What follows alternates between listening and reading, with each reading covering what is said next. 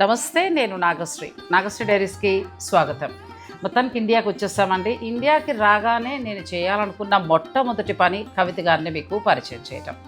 మానస సరోవర్ యాత్ర చాలామంది చేయాలి అని అనుకుంటున్నారు.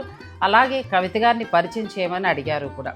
నెంబర్ కూడా చాలామంది అడిగారు. నేను ఎందుకు ఇవ్వలేదు అని అంటే, సీజన్ కాని టైంలో ఇచ్చి ఆవిడ కూడా డిస్టర్బ్ అవ్వడం, మీకు కూడా ఆ ప్రయాణం గురించి ఇప్పటి నుంచి ఎందుకన్న ఆలోచనతో నేను ఇవ్వలేదు. ఇప్పుడు మీకు డైరెక్ట్గా కవిత గారినే పరిచయం చేస్తున్నాను.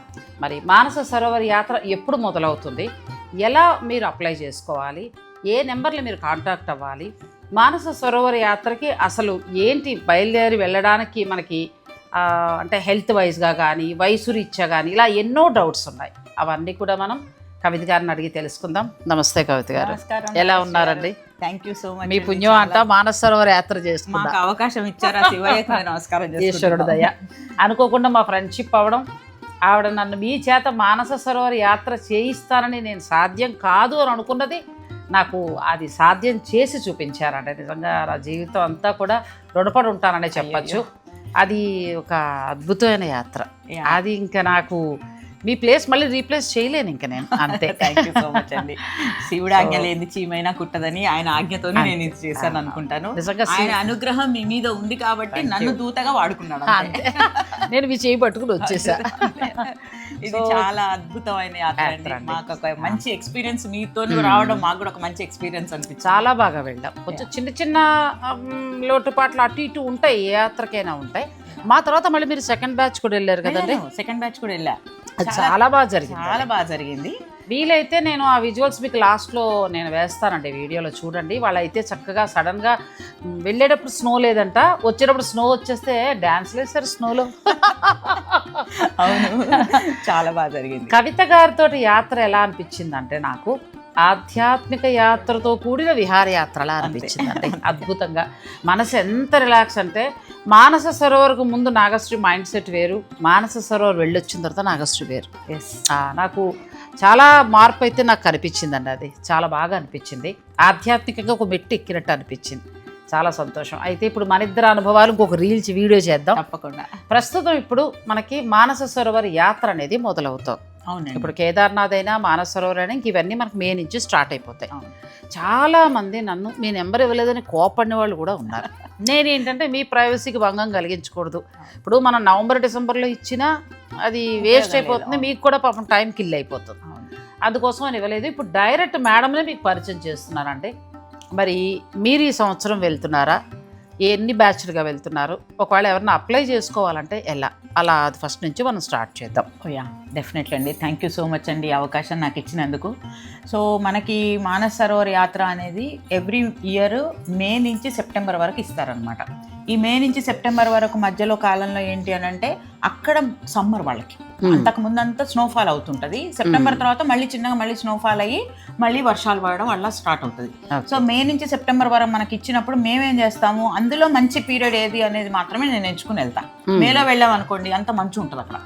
అసలు పరిక్రమ కూడా 50-50 ఛాన్సెస్. మే అంటే మీ మాటకు అడ్డుపడిపోతారు. ఇప్పుడు చాలా వరకు నేను రీల్స్ చూస్తున్నాను ఇన్స్టాలో. ఇప్పుడు లాస్ట్ ఇయర్ మానస సరోవర్కి అసలు నేను ఇన్ని ప్రచారాలు ఇవన్నీ చూడాలి. ఇప్పుడు ఏంటంటే అమ్మో ఎన్ని రీల్స్, ఎన్ని కొత్త కొత్త పుట్టుకొచ్చేస్తున్నాయండి. అంటే మనకి ఇంతకుముందు ఉన్నాయేమో నాకు తెలియదు, కానీ మేలోనే యాత్ర ఉంది, మీరు ప్రిపేర్ అయిపోండి అంటున్నారు. మేలో వెళ్ళిపోవచ్చు.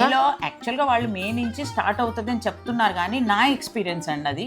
మరి వెళ్ళే వాళ్ళు వెళ్తున్నారు, తీసుకెళ్తారంటే వాళ్ళ ఇష్టం. కానీ నేను వెళ్ళాను, అన్ని సీజన్స్ లో వెళ్ళా. మేలో వెళ్ళా, జూన్ లో వెళ్ళా, జూలైలో 2-3 సార్లు 4 సార్లు వెళ్ళా, ఆగస్టులో 2 సార్లు వెళ్ళా, సెప్టెంబర్ లో మొన్నటిసారి వెళ్ళా. టోటల్ ఇప్పటికి 12 సార్లు యాత్ర చేశా. ఈ 12 సార్ల యాత్రల్లో ప్రతి సంవత్సరం వెళ్ళిన ప్రతిసారి యాత్రలో ఏమేమి ఇబ్బందులు ఉన్నాయి, ఎలా మనం వాటిని అధిగమించుకోవాలని అప్గ్రేడ్ చేసుకుంటూ వెళ్ళడమే. ఎంత వెళ్ళినా పరీక్షలు అనేటివి మనకు తప్పవు కదా. ఆ శివుడు ఈ పరీక్ష పాస్ అయ్యాను అంటే ఇంకొక పరీక్ష ఇస్తుంటాడు. అట్లా ఇస్తూ అన్నింటినీ సక్సెస్ఫుల్ గానే చేసుకుంటూ వచ్చా. చిన్న చిన్నవి అవన్నీ ఉందిగా సెప్టెంబర్ మార్చి పైన అన్నట్టు ఇంకొకటి మనం చేసుకుంటూ ఉంటాం, దానికి ఇబ్బంది ఏం లేదు. కాకపోతే కంప్లీట్ గా మాత్రం మేలో అయితే పరిక్రమ అయితే అవదండి. యాత్రకి వెళ్తే వెళ్ళొచ్చు, వెళ్ళి చూసి. నేను ఒక సంవత్సరం వెళ్ళాను, మే మంత్ లాస్ట్ వీక్ లో బయలుదేరితే మానస సరోవరం 3 వంతులు ఫ్రీజ్ అయ్యి ఉంది. మరి ఇంకా మీరు అందులో వెళ్ళి స్నానం ఎట్లా చేస్తారు? కష్టం కదా, మామూలు సమయంలోనే మనకి జూన్ జూలైలో నుంచి ఉంటుంది, బిగుసిపోయాం. అలాంటిది మీరు చెప్పినట్టు మా మేలు వెళ్తే చాలా కష్టం కదా. అట్లా అని నేను అందుకే ఇప్పుడు యాత్రకు వచ్చే వాళ్ళు ఎంతో డబ్బులు కూడా పెట్టుకుని ఒక్కసారి వెళ్ళే యాత్ర మాటికి వెళ్ళేది కాదు. వాళ్ళు వెళ్ళినందుకు వాళ్ళకు సాటిస్ఫాక్షన్ చేయడం మన కర్తవ్యం. అక్కడికి వెళ్ళాక తెలిసి కూడా ఆ మేమంతులు తీసుకెళ్ళడం అనేది భావ్యం కాదనిపించింది. అందుకే ఉన్నది ఉన్నట్టు చెప్తా, వెళ్తాము మాకు కుదరదు వీలు కాదు అంటే అది వాళ్ళ ఇష్టం, మనం చెప్పలేము. సో ఇలా మానస సరోవర్కి సంబంధించి మనకి కవిత గారి దగ్గర నుంచి కూడా యాత్ర స్టార్ట్ అవుతోందండి. జాయిన్ అవ్వాలనుకునే వాళ్ళు ఈ ఇంటర్వ్యూని మీరు ఆసక్తిగా వినండి. మీ అందరికి ఉన్న సందేహాలే నేను అన్నీ కూడా ఆవిడని అడుగుతాను. ఇంకా కూడా రావాలి అని అనుకునేవారు ఇంకా ఏమైనా సందేహాలు ఉన్నా మీరు కమెంట్ రూపంలో నాకు ఈ వీడియో కింద తెలియజేస్తే నేను మళ్ళీ ఆవిడతోటి చక్కగా ఒక మంచి వీడియో ద్వారా మీ సందేహాలన్నిటికీ కూడా చక్కటి సమాధానాలు ఇప్పిస్తాను. వీడియోని స్కిప్ చేయకండి. ఇక యాత్ర షెడ్యూల్ తెలుసుకుందాం. సో ఇంకా యాత్ర షెడ్యూల్ గురించి తెలుసుకుందామండి. మిగిలిన సందేహాలతోటి నేను మీకు ఆల్మోస్ట్ యాత్రకు వెళ్ళేదాకా నేను సాధ్యమైనంతలో ఆవిడ సర్వీస్ని నేను ఉపయోగించుకుని మీకు వీడియోలు ఇస్తాను. ఫస్ట్ మీ నుంచి మీ యాత్ర షెడ్యూల్ ఏంటి, ఎలా అప్లై చేయాలి, ఇవన్నీ కూడా చెప్పండి మీరు క్లియర్గా. ఫస్ట్ నాకు ఎవరైనా కాంటాక్ట్ అయితే నేనేం చేస్తాను మేడం, ఫిజికల్గా వాళ్ళను పరిచయం చేసుకుని అసలు మనం యాత్రకు ఎట్లా వెళ్తాము, ఎట్లా ప్రయాణం చేయాలి, దానికి తీసుకోవాల్సిన జాగ్రత్తలు ఏంది అన్నట్టుగా నేను ఫస్ట్ వాళ్ళకి ఇంట్రొడక్షన్ ఇస్తా. మొత్తం బ్రీఫింగ్ చెప్తా, ఏ రోజు ఎక్కడ ఉంటాం, ఎక్కడ వెళ్తాం, ఎలా ఉంటాము, వసతులు ఎలా ఉంటాయి అన్నీ ఎక్స్ప్లెయిన్ చేసి దీనికి ఇంత డబ్బులు అవుతాయి, ఈ విధంగా అన్ని మీకు సమకూరి మీకు సమ్మతం అయితే 2-3 రోజులు టైం తీసుకోండి, ఒక వారం రోజులు టైం తీసుకోండి, తీసుకుని మళ్ళీ నా దగ్గరికి రండి మీరు రావాలనుకుంటే అని వాళ్ళకి ఆప్షన్ ఇచ్చేస్తా. ఫిజికల్ గా చూడడం అనేది చాలా ఇంపార్టెంట్ మేడం. అంతే తప్ప ఇప్పుడు ఉంది కదా అని రాగానే జాయిన్ చేసేసుకోవడం ఉండదంటారు. ఉండదండో ఈవిడ హెడ్ మాస్టర్ ఇవ్వదు. ఎందుకంటే ఇది నా ఎక్స్పీరియన్స్ మేడం. ఎట్లా ఉంటదంటే పాపం ఫోన్లలో మాట్లాడతాము, ఫోన్ లో మనం వాళ్ళ ఫిజికల్ గా అంచనా వేయలేం కదా ఎలా ఉన్నారు ఏంటని. ఫిట్నెస్ అందరూ ఒక్కొక్కసారి కొంతమంది 73 ఏళ్ళు 74 ఏళ్ళ వాళ్ళు కూడా వాళ్ళు చాలా యాక్టివ్గా ఉంటారు, 60 ఏళ్ళ కనపడతారు. పాస్పోర్ట్ చూస్తే కానీ తెలియదు వాళ్ళ వయసు. ఒక మా మేనమామే ఉన్నాడు 79 ఇయర్స్, ఆయన చూస్తే 60 ఏళ్ళ కుర్రాళ్ళు అనుకుంటారు, కానీ పాస్పోర్ట్ చూస్తే పనికిరాడు. కొంతమంది ఉంటారు 56 57 ఏళ్ళు. ఒక అమ్మాయి కాల్ చేసింది నాకు, మా అత్తయ్య గారు ఉన్నారమ్మా చాలా ఓల్డ్, మా అత్తయ్య గారు మీతో రావాలనుకుంటున్నారు ఎలా ఉంటుంది అని అడిగింది. అన్నీ చెప్పి మీ అత్తయ్య గారు వయసు ఎంతమ్మా అని 52 అండి అంది. ఏంటమ్మా ఆవిడ అంత ఓల్డ్ చేసేస్తున్నాం అని నేనేమనుకోవాలి అన్న కదా. ఏమంటే మేము 50 to 65 మేము ముసలాళ్ళం కాదు, మరీ అందులో కలిపేయకండి. ఈ మధ్యన మరీ అవమానించేస్తారా పెద్ద ఆవిడ అని. పెద్దవాళ్ళం కాసుమా అనకండి మమ్మల్ని అలాగా. సో అట్లా అంటే వాళ్ళకు ఎవరికి వాళ్ళకు కాన్ఫిడెన్స్ ఈజ్ వెరీ ఇంపార్టెంట్ అండి. మీరు వెళ్ళగలరు వెళ్ళలేము అనేది మనం క్లియర్గా చెప్పి వాళ్ళు ఏం తీసుకోవాల్సిన జాగ్రత్తలు కూడా నేను వాళ్ళకు ఎక్స్ప్లెయిన్ చేస్తా. ప్లస్ మనం బుక్ చేసుకున్నా కూడా ఊరికే వదిలిపెట్టనండి నేను.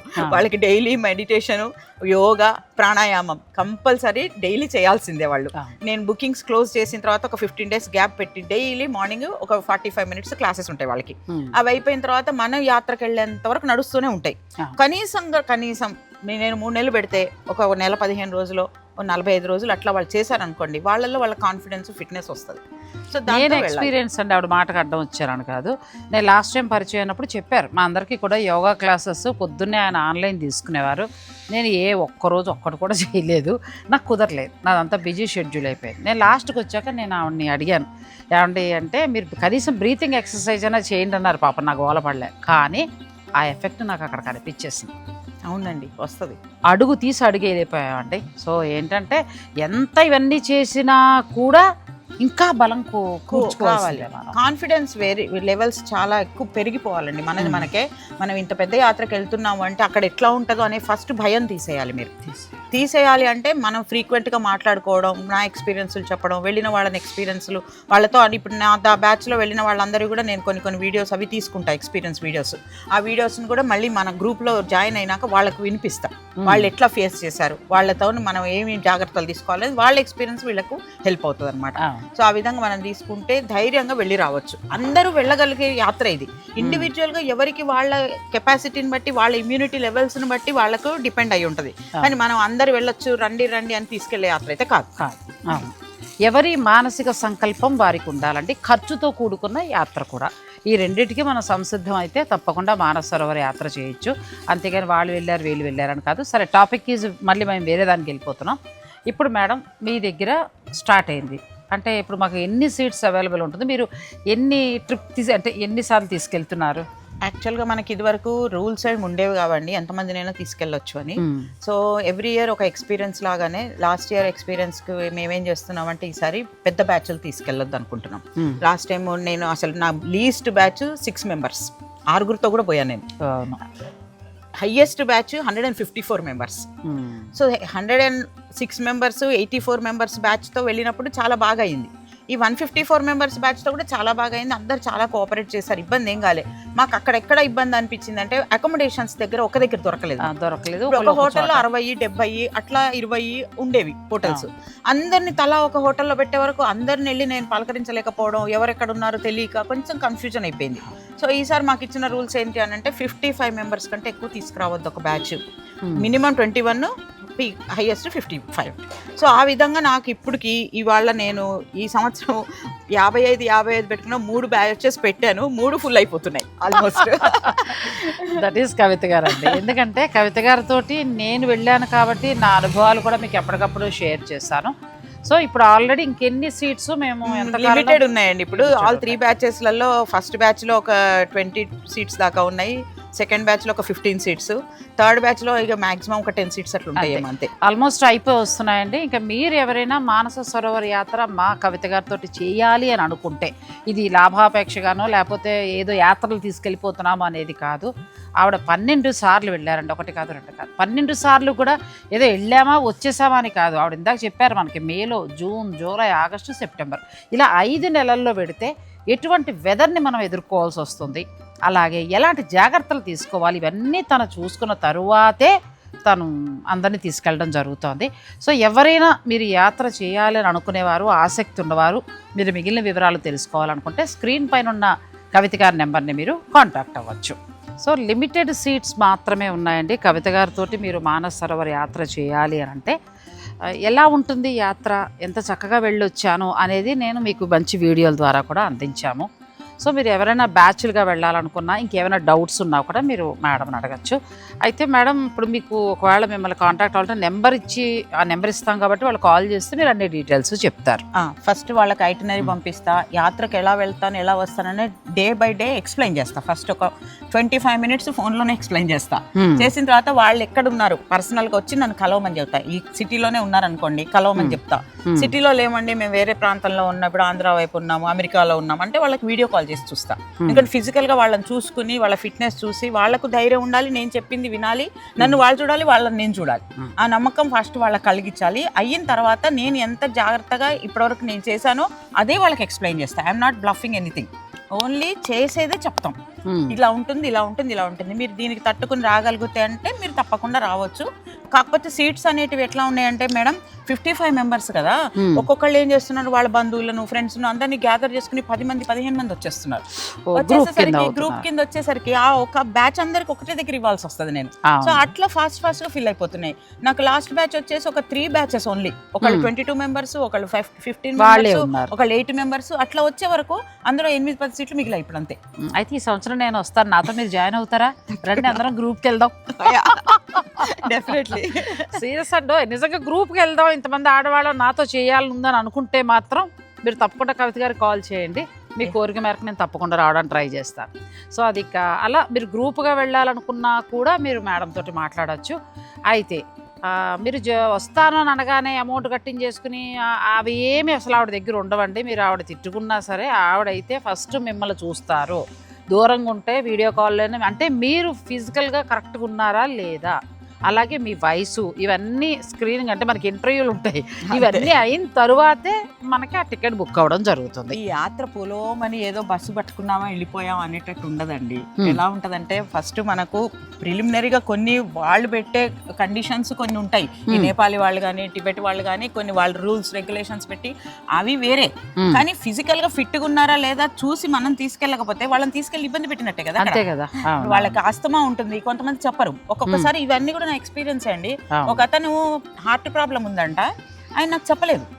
డాక్టర్ సర్టిఫికేట్ ఎక్కడో పట్టేసుకొని వచ్చేసిన తర్వాత అక్కడికి వచ్చిన తర్వాత బాగా అవస్థపడుతున్నాడు. ఏంటి ఇట్లా కొట్టుకుంటారు కదా, స్ప్రేలు కొట్టుకుంటారు, అది కొట్టుకుంటున్నాడు ఆస్తమా. కళ్ళల్లో పడింది. ఏంటి ఇవి పట్టుకొని వచ్చారు, ఏంటి మీరు ఎట్లా వచ్చిందంటే, సారీ అండి ఏమనుకోకండి, మీకు చెప్తే రానివ్వరని నేను ఇక్కడే ఇది తీసేసుకున్నాను, నేను అయిపోతుందని నేనేమి ఇబ్బంది పెట్టినని నేను వెనక్కి వెళ్ళిపోతా కాకపోతే అంటున్నాడు. నువ్వు వెనక్కి పోవడం కాదయ్యా బాబు, అసలు మనకు అందరికి గ్రూప్ అందరికి రిస్కే కదా.